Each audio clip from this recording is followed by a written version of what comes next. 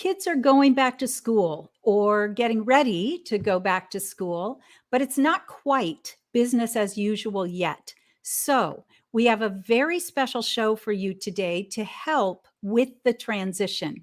We'll be talking about things you need to know about this year, and some of our Stowell Learning Center team will be sharing their favorite back to school success tips with you.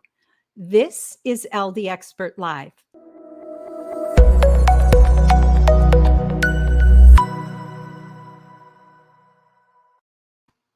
Welcome to LD Expert Live, your place for answers and solutions for learning differences, dyslexia, and attention challenges. I'm your host, Jill Stowell, author of At Wit's End, A Parent's Guide to Ending the Struggle, Tears, and Turmoil of Learning Disabilities. This book will help you understand why some bright children and teens struggle with school and what can be done to change that permanently. To get a free copy, go to parentsatwitsend.com. Let's say hello to Lauren, our moderator and Director of Clinical Growth and Operations for Stowell Learning Centers. Good morning, Lauren. Hello. Hello to everyone who is out there watching us live. Let us know that you're here and where you're checking in from by posting in the chat.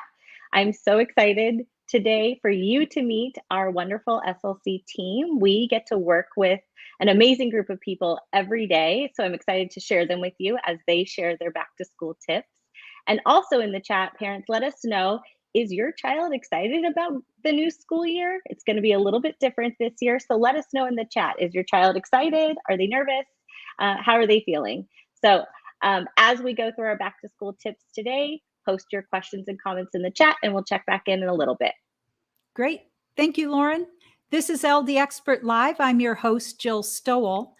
Going back to school after summer break is always a transition, and this year it's even more so with new and changing safety guidelines. In a minute, some of our Stowell Learning Center team are going to share their favorite tips for getting off to a good start in school. But before we do that, I want to talk to you about how you can help your child navigate the special challenges that this school year may present. First, whenever we're facing a transition, mentally preparing ourselves and taking time to prepare our kids is time well spent. It's less scary or frustrating and easier to have self-control, whatever that looks like at each age, when we know what to expect. Make sure you know the rules your school will be following. Spend some time before going back to school talking about what it will be like. Depending on how disrupted your child is by change, you may even want to role play how things will be. Share the why in a simple, positive way, and then have young children explain to their pet or their teddy bear about the rules. Have older siblings explain to younger ones so that everyone gets the opportunity to verbalize. Talk about and practice, especially with children with body control issues, what it looks like and feels like to stand in line or play on the playground with social distancing.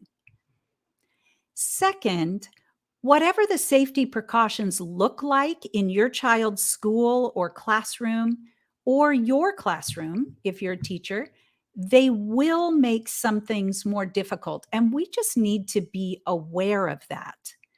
Masks, plexiglass, social distancing make it harder for students and teachers to interpret emotions. People have to speak louder when wearing a mask, which may cause some children to think that their teacher or their friends are mad at them. It will be harder for kids to ask for help, especially those who are quiet or easily embarrassed or misunderstood.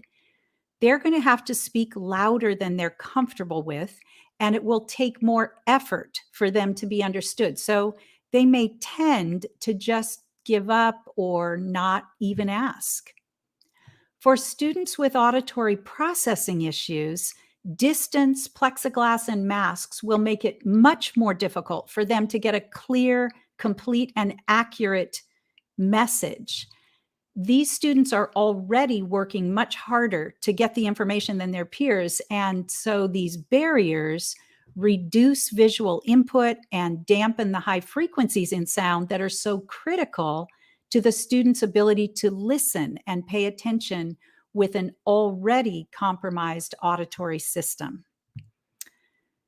Third, all of the emphasis on safety and distancing may cause confusion or fear for kids.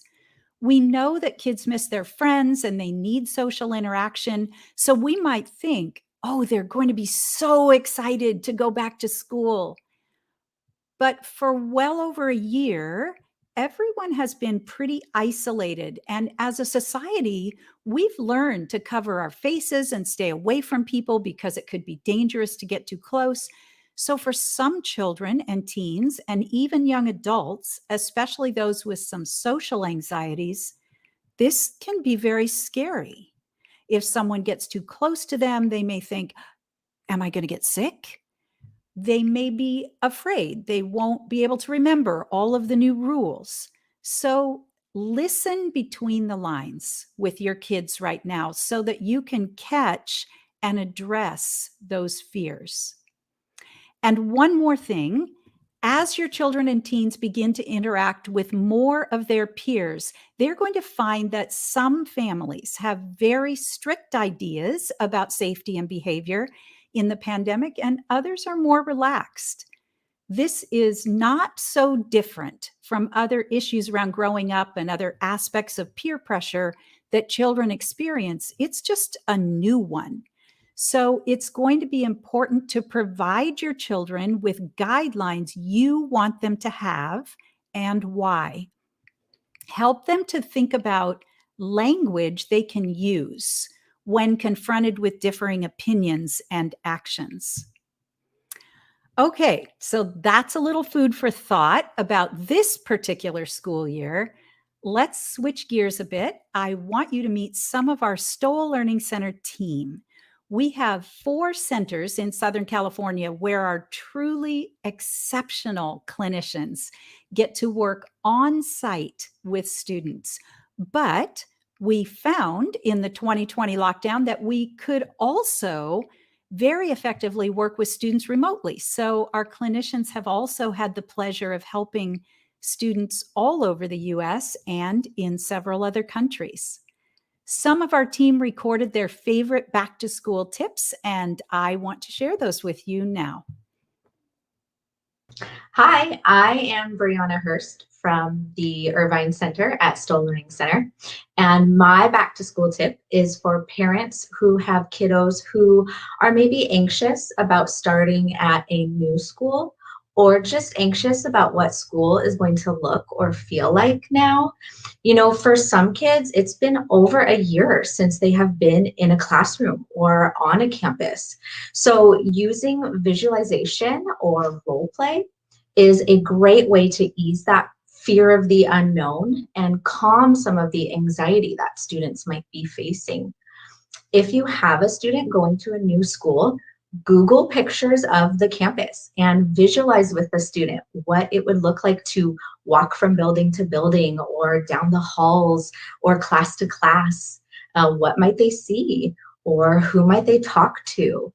If you can, drive by the school or even park and get out and walk around the perimeter or the parking lot, do that. If you have a student who is nervous about being in the classroom and what that might look like or feel like, visualize and role play. Have the student imagine walking into the classroom. What would they see in the classroom? Where would they sit? Who might they talk to? And what would they say to that person? You can even role play a conversation with a friend or a teacher. The other cool thing about this technique is that it could also lead to a great opportunity to guide a student through problem solving if they visualize an issue coming up. Hi, my name is Lorena. I am the center director at our Chino location, and I have a school-age son. And the moment that he started school, we ran into challenges with routine. So just really being able to make sure that things were getting done when they were supposed to be done. It really was kind of like a battle from the beginning of our day. It's a busy morning, and I would start with my questions. Have you combed your hair? Have you brushed your teeth? Have you put on your shoes? Backpack ready? All of these things were really demands. And so what I did very early on is I really worked with my son on setting a routine. And one of the important things for us in particular was he needed to be able to see that routine. He needed a visual, something that I didn't have to be yelling at all of these demands. He could do it on his own.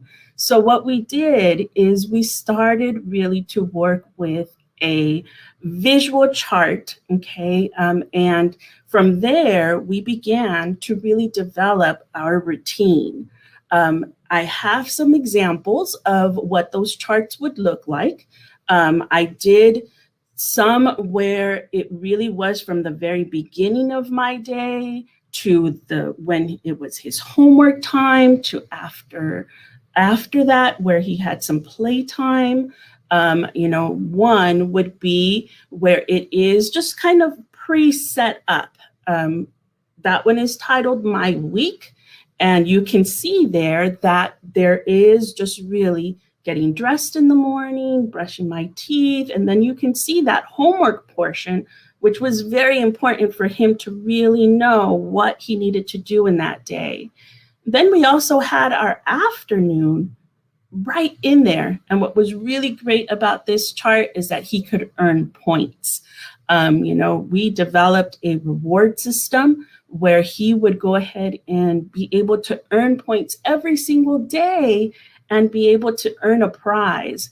Now that was predetermined by me. So, it would really kind of vary. We started with the low number very early on, and then he had to go longer and longer by upping the points and the prize. So we did things as simple as going for ice cream if he could get 20 points, to as much as he's going to earn a particular game that I'll purchase for him. And that, of course, was more points. So I knew it would take a few more weeks to do. So we would just print this out and put some points right on that chart. Okay. Another example of things that we've done in the past has been where we did a chart that just had my afternoon. Okay. And that one, as you can see on the second page, there's little tasks that we had just predetermined, even working in snacks and having some time to relax after school. Those were important for him because we needed to work breaks right into his afternoon so that he knew it wasn't just work, work, work. We had to work with that. The great thing about this chart, as you can see on the first page, is we could order the activities. We just cut them out. We would order them and stick them right on.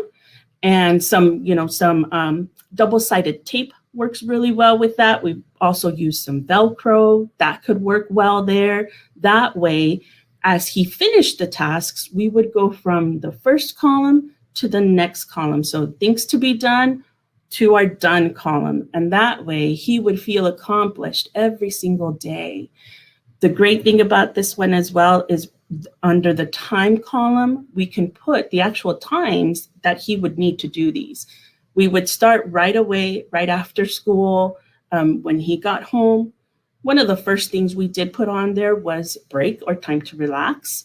So he knew that he got home and he had some relaxing time. 15 minutes was great. That way he had some downtime, could get back into the mode of being able to be ready for homework. And then we would put all the other activities in order, depending on what we had decided together would be the start of that day. The last one is actually something that we started this summer. Okay, this is our countdown to electronics. And this one is really cool because what we did is we called it our days off chart. And on this one, he basically had to do each of the 10 tasks in order to have his electronic time. I also wanted some summer reading in there, so we added summer reading as part of it, but also some time to be active without the TV on, without the electronics going, just some time to be active, and of course, time to be helpful as well. So that is a great way. As we worked down, we started with number 10, getting ready, getting things going, and worked our way down to number 1. After he got that last check mark, then he would get his device and be able to have his electronic time. It was earned, but it was also an opportunity for him to know that he had expectations during the summer.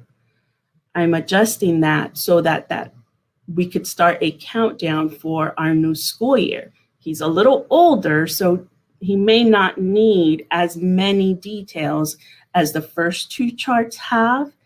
So this one would just be a little more global. He has 5 things that he needs to get done before that electronic time can be earned.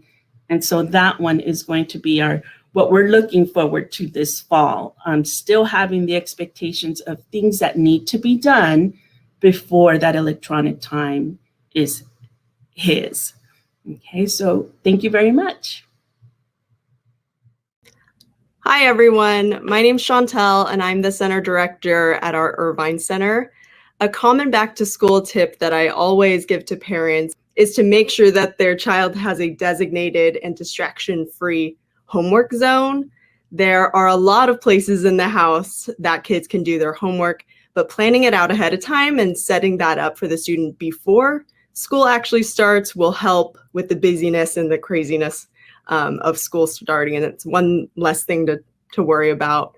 In general, I would say that the ideal place is comfortable for reading and writing, well lit, quiet, free from distractions. So if you know the kitchen is a busy area after school, it might not be the most ideal place for homework. Clear of clutter, definitely stocked with all the materials needed. For example, pencils, rulers, and lined paper, whatever the student might need, so that it reduces the need to get up and waste time, or so that the student doesn't get distracted looking for materials and then end up wandering off somewhere. I really think the idea of working with your child to create the space is a really great idea, because the more your child is involved in the process, the more he or she really owns it. So it can be really fun and motivating. It's their space, and when they walk in there, they feel more focused and just more ready to work overall. Hi, I'm Maddie from Stoll Center Irvine. I'm a team leader here, and my back to school tip is to work with your child to make a schedule together. So this might look a little bit different depending on how old your child is, but the basic tips can kind of apply to anyone. So first things first, get some kind of tool, whether it's a whiteboard or a planner or just a piece of paper that will work for your child. I just had a conference with one of my students' parents, and she said that having a planner in her child's favorite color made a big difference. So that could be something to think about. But whatever you choose, go ahead and get it out. And the first thing you're going to do before you start putting things into like time columns is just make a list of everything that's going to need to get done. So I would start with 1, things that never change. So these are like your appointments, anything that's consistent, hopefully your TLP listening, or your sound therapy, anything that's not going to change. Make sure those are in place before you start to add anything else. And then after that, make a list of anything you need to get done during the week. So whether that's probably homework or chores, make a list of all the stuff you're going to need to get done. Now, I will say for a younger student, anyone under the high school age, thinking about the whole week in advance might be challenging. So you could even just do it for the day. But everything you're going to need to get done that's not at a set time, go ahead and put that down. And then talk to your child about, okay, before you say what's going to need to get done, maybe get their input first and see, okay, what do you think you have to get done today? What do you think you need to get done during the week? And then just make a list. The reason I say to have them give their input first is, one, it makes them feel a part of it, and like you're not just giving them a whole list of things you need to do, and that can kind of get them on board better.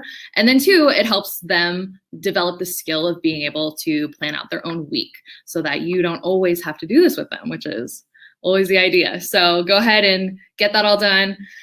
And then you have to decide where everything's going to go. So go ahead and put in all the set things, and then you can fill in the rest, and you get their input on where they think things should go. Once you have everything set on your calendar that you're going to need to get done, then you can kind of fill in the blanks. Okay, what would be the best time to do this activity? What would be the best time to do that activity?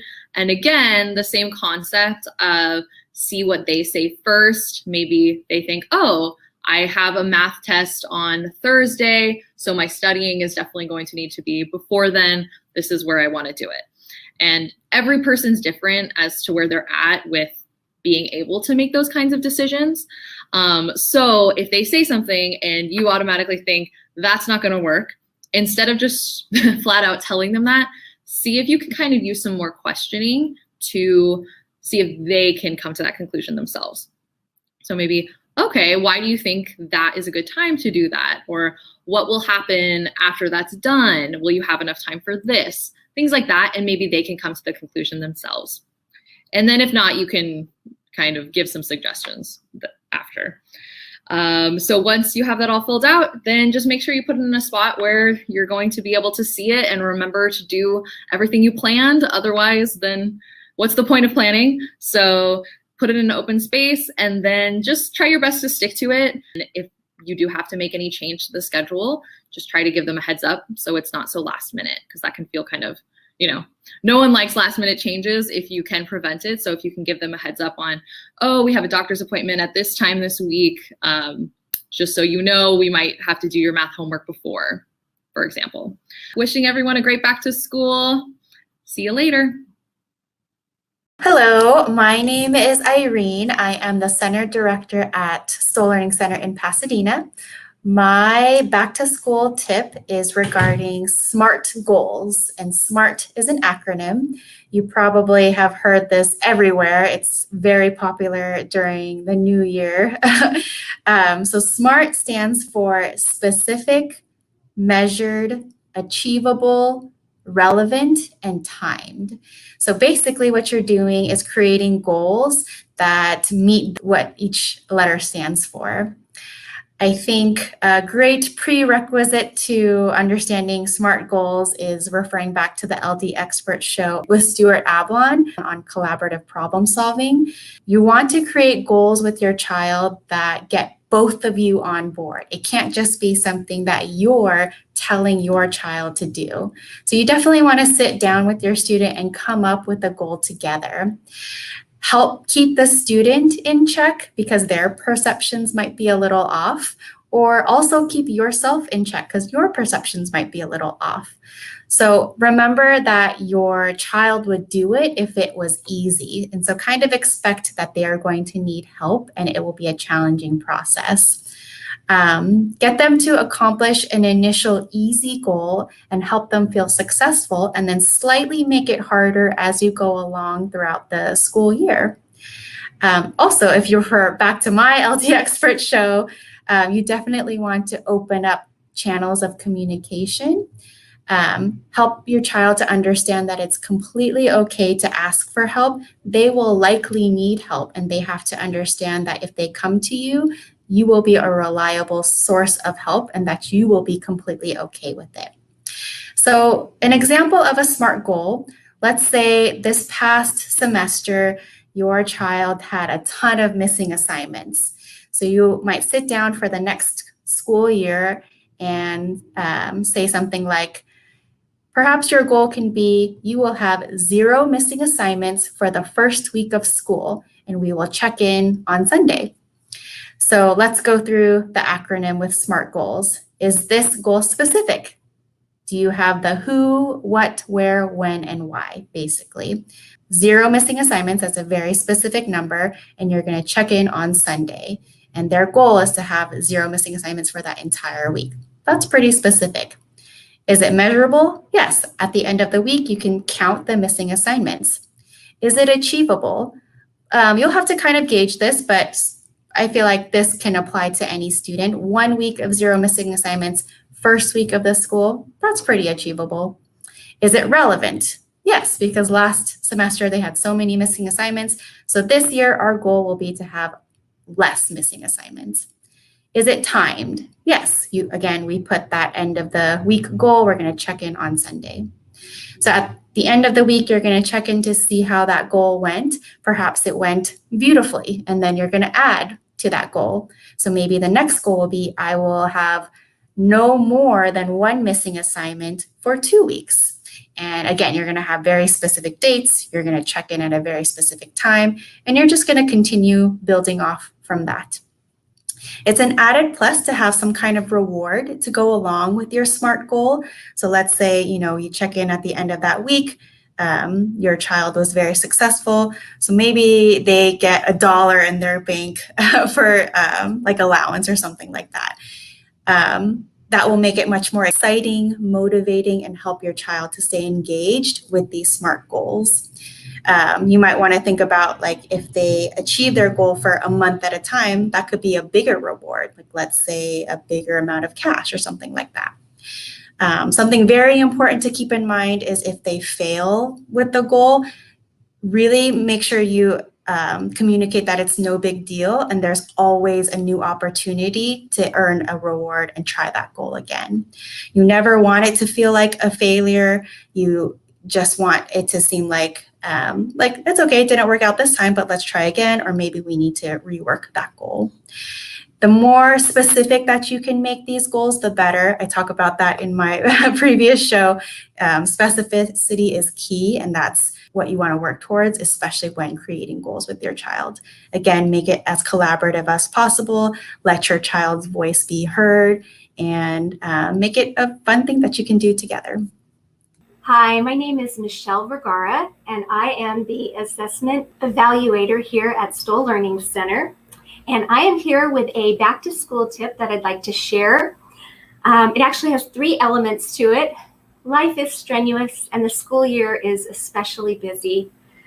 We need to equip our minds and our bodies to be ready for the demands of the school year and for life. And so these 3 elements are things I like to share with families. The first is movement, second is meals, and the third is mindset. Get outside and move with your child. Take a walk, play 2 square in your driveway, jump on a trampoline, anything that will get you outside, breaking a sweat, and just laughing with your child. Meals is our second element. Stop eating your sad diet. Change to a diet that involves lots of wonderful vegetables, the colors of the rainbow, especially lots of green, leafy vegetables, protein, good proteins like chicken, eggs, and salmon, and of course your healthy fats, avocado, nuts and seeds, olive oil. And finally, mindset. The third element is really important. They all are, but there are many things to feel anxious about in this life. And your mindset means a lot when it comes to meeting the demands of life. Take time every day with your child to think about and talk about topics that are lovely, topics that allow a thankful heart to grow and develop, and topics that are lighthearted, that allow you to dream and smile and just laugh with your child. Making your movement, your meals, and your mindset a priority truly will set the stage for a wonderful school year and for life in general. Have a great year. Aren't they fantastic? I want to give a huge thank you to our team members who shared their back to school tips and for all of the expertise and TLC they give our students and families every day. If you're just joining us, I'm Jill Stowell, founder of Stowell Learning Centers, and today on LD Expert, we're talking about success tips for starting back to school. We're going to check in with Lauren and our viewers, so if you have questions or maybe you have tips for back to school that work for your family, share them in the chat. Hello. Yes. So we have some people checking in. We have Beverly from Port St. Lucie, Florida. She says hello, and she adds her granddaughter, Everly, is not excited about returning to school. We work with Everly out of our Thousand Oaks Center. I believe she's going into second grade, so she's a little one. And she says, I believe she is anxious and a bit nervous. So Beverly, I have a tip that could apply to Everly that I'm going to be sharing that I use. I've been trying with my own daughter, Cammie, who's going to be a kindergartner. So she's 5, helping her just to have some control and to get ready for school. So we can share that in a little bit. And then we have Deanna. My son is very nervous. He will be changing classes, multiple teachers for the first time in 6th grade. He has auditory, visual, and sensory processing disorders and poor executive functioning skills. So Deanna as well, I'm going to jump into my tip. This strategy I think is really helpful, and it can span the ages. So like I said, I've been using it with my daughter who's only 5, but also this is a strategy that can be really helpful, and you can tweak it a bit for kids that are older and even into high school. So my tip, my back to school tip comes from Sarah Ward. She was on our show back in June, and she is an executive function expert. And so she shared with us a bunch of strategies that parents can use with their kids at home to develop executive function skills. So not only to make it through your day, but also to build those executive function skills. And so this one is focuses on visualization. So visualization as a skill is the ability to create mental pictures.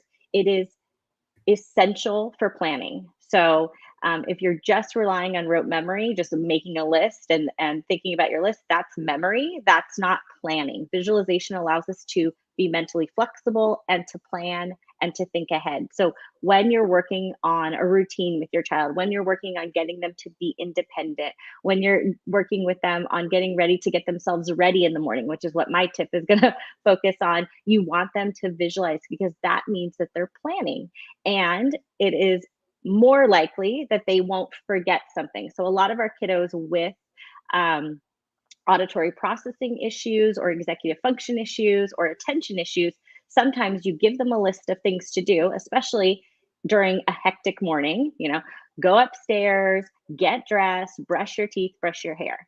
And then your kiddo goes and starts to do that and might forget something or get distracted by the dog or something like that. And before you know it, you're up there with him, helping him to put on his clothes, and there goes your morning. Okay. This is a tip to help your child to take ownership for getting themselves ready and to be independent with it. So the strategy is to take a picture of your child and print it out and put it in a sheet protector. So I did that with my own daughter, Cammie. There she is. So I took a picture of her as she was all ready to go to school. And I printed it out, and it's in a sheet protector. You can see the glare there. And you use this as a visualization tool, especially if your child has difficulty with the skill of visualization. If they're not able to easily create pictures, okay, make a physical picture. So you take a picture of what it looks like for them to be done and ready for school, and then you work backwards and you ask your child, tell me what she needs to do to look like this. And then my daughter can talk about, oh, I need to brush my hair, I need to brush my teeth, I need to get dressed, and she's planning. And what you want to see from your child is visualization. So looking up, using gestures, we do that when we're planning. And so you want to see those things. And at first, if your child is very concrete and they need that physical, and they have to point or they have to use a dry erase marker to draw and plan, that's fine. That's what I've been doing with my daughter. And again, she's a incoming kindergartner. She's 5. She's still pretty much in that concrete thinking phase developmentally. So that's just fine. So I'll tell you, we've been starting to use this. She hasn't started kindergarten yet, but she's in a summer camp program this summer. And so last Friday was Safari Day. And Safari Day, they were supposed to dress up like they were going on a safari or an animal print or something like that. So we talked about, okay, what would you need for Safari Day a few days before? And she decided she was going to bring her binoculars. So then it gets to be Friday. I show her picture. Okay, what does she need to be ready? And she needs to be dressed. She needs her hair done. She needs her teeth brushed.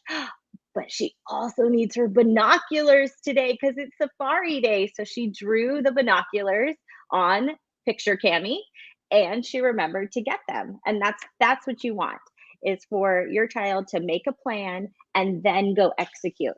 Now, for our older kiddos, you might want to just start out with a picture and then take it away. As soon as you can see that they're say, okay, I need to brush my hair, I need to brush my teeth, and they're pointing and they're visualizing, they have that skill. They probably don't need the physical picture anymore. But the physical picture does help our kiddos that are a little bit younger or are very black and white thinkers that have difficulty with visualization. So I suggest you try that. You can, put it up on the wall. You can put it, on at the breakfast table right next to them, and have them, with a dry erase marker, start to draw on it. But it's been a really effective tool for getting my own family ready for the back to school craze. So I suggest that you try that. So if you have questions or comments about any of the strategies today, post that in the chat. If you want some clarification, go ahead and post that in the chat, and we'll check back in one more time before the end of the show. Great. Thank you, Lauren. And that tip that you showed with the picture, that's a great tool for kids who have organization problems too. If their backpack is just always exploding, or their desk, their workspace at home, take a picture of what it looks like when it's organized, because now they have that tool to look at and then kind of compare and visualize what they need to do. So thank you for that, Lauren. You're off on a whole new journey now with a school-age child. I'm very excited for you. Well, we learned in this pandemic that self-care is critical. And even though things are moving towards a more normal experience, we're still in transition and we'll be dealing with uncertainties and change for a long time. So I have 3 quick self-care tips for you and your kids before we wrap up today. Number 1, make sleep a priority. Sleep is the time when learning that happens during the day gets processed and set into memory. It is also a very important time for processing and working through emotions in a safe, non-reactive way, because emotions that we're experiencing during the day are processed during REM sleep when our muscles are paralyzed. You want to try to get a consistent amount of sleep each night. If you or your kids find that your sleep cycle is off, you're falling asleep too late and having trouble getting up in the morning, try stepping outside for a minute or two as close to waking as possible. Do the same around sunset. Taking in sunlight at these times of day when the sun is low in the sky will gradually reset your internal clock for waking and sleeping. It may only take 30 to 60 seconds in California and most places in the US, but actually step outside. Studies indicate that being outside in sunlight is 50 times quicker and more effective than looking out a window. Number 2, take time to move. Exercise activates the executive function part of the brain, and it turns on attention, memory, and motivation, especially when it's done early in the day. Studies have shown that physically fit children concentrate better, are able to allocate more cognitive resources to the task, and are able to stay attentive to the task for longer. And remember, quick little movement breaks will re-energize your child when doing homework. And third, build in downtime. There is a whole different rhythm to a school day on campus and then homework after school.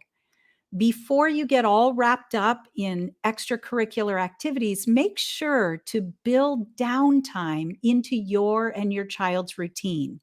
We saw that in Lorena's tip. She actually built that downtime into their little chart.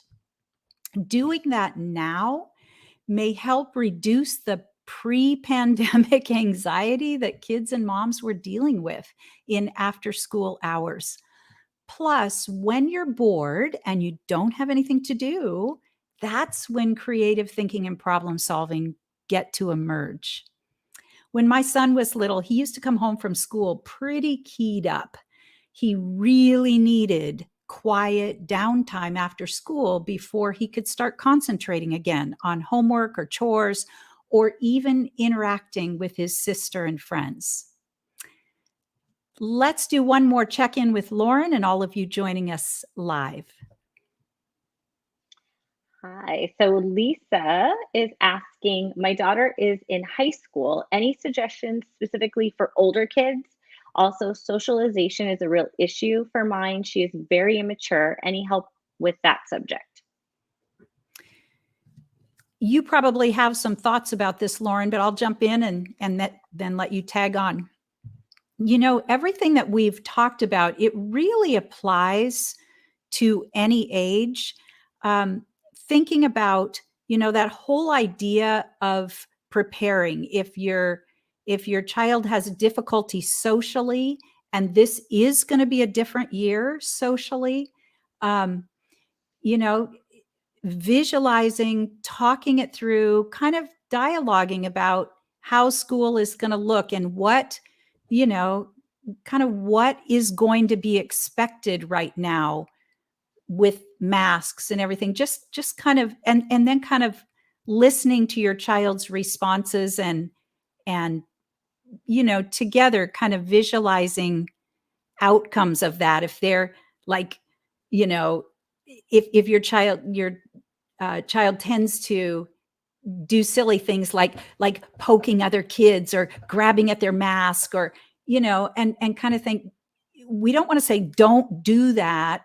We want to say, wow, that, you know, that could be funny. Let's think about this year. Is that going to be something that's going to be okay this year? You know, just kind of looking at two sides of it. And in terms of planning and everything, I know some of the charts that Lorena showed with her son were a little bit younger because he is younger, but the same kind of thing applies. You know, we need a calendar or a planner or something to think ahead with, and our kids don't think very far ahead. So so to kind of visualize and plan out your day and just use the same tools, but with materials that feel a little bit more age appropriate. Absolutely. We've been talking a lot about visualization on today's show because visualization is an essential skill to planning. And so that's also, you know, what I would suggest is to incorporate as much visualization into thinking about social situations as possible. Another thing, just depending on, you know, kind of the maturity of your daughter, is introducing the concept of theory of mind, or what is somebody else thinking, which is a huge kind of barrier sometimes when students are, you know, kind of socially adrift and they or kind of egocentric. They're kind of doing their own thing and they're not really conscious of how that looks to someone else. You don't need to necessarily use that term. That's kind of the clinical term, theory of mind. But what is, you know, you're doing this. Oh, stop. What am I thinking when I see you do that? A lot of times in sessions with students, clinicians have to, what I call, be the student's mirror, and in questioning, get a student to realize what they're doing. Oh, I'm kicking you, you know, underneath the table, you know, and so how does that make you feel? And so that they're starting to be a little bit more self-aware about their own behaviors and how their behaviors impact others. So theory of mind is the skill, and then that's, you go after it by questioning. What am I thinking when you do that? Or how do you think I'm thinking when you do that? And then, just as Jill said, using those visual aids. A strategy I've seen some high school parents use is they actually take the planner that the school provided, and they made a copy on legal size paper. So they made it a big visual. They took the exact page out of the planner and they printed it out and made several copies for several weeks and put it up on the refrigerator or put it up, big up on the wall, so that the family is kind of using it together and helping the teen to plan together instead of just on their little planner.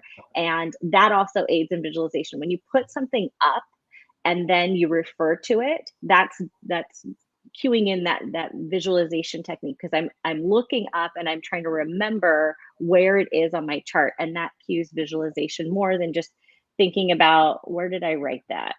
Kind of like that. So anytime you can put something up on a wall in the refrigerator a little bit above eye level, and then you refer to it when the child isn't looking at it, that's triggering visualization. So that would be a helpful strategy I would suggest for parents of high schoolers. All right. That is, we just have Marav saying, love it. Thank you. And I'm, happy back to school, everyone. If you have additional questions or comments, a great place to get further support and answers is our Mom Squad. That's our private Facebook group. It's full of parents of kids and teens with learning and attention challenges. We have a ton of parents in there who have been through every stage of life with their children and can give you really good advice. So if you would like to join our Mom Squad, you can find the link on our Facebook page, or by searching, going to Facebook groups and searching the keywords SLC Mom Squad to request to join. And we also have Peace. That is our monthly parent support group. It's another place to ask questions, especially as you get into the school year with your child.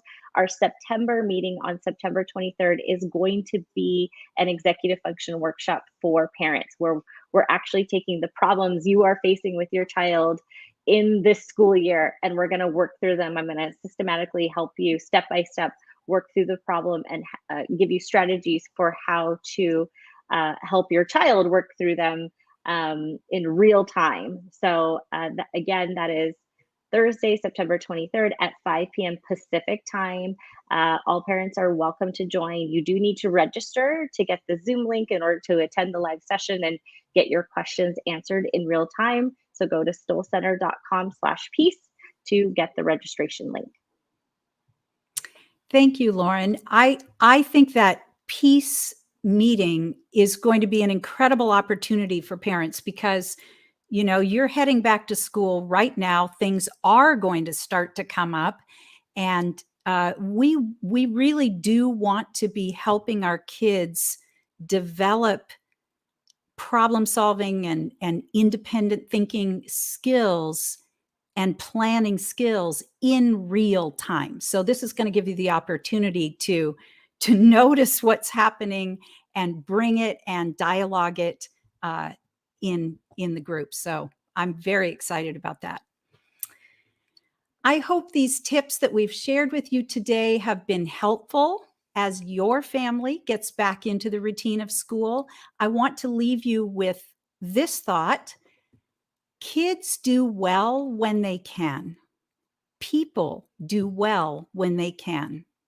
Surviving the pandemic, we've had to give ourselves and others grace.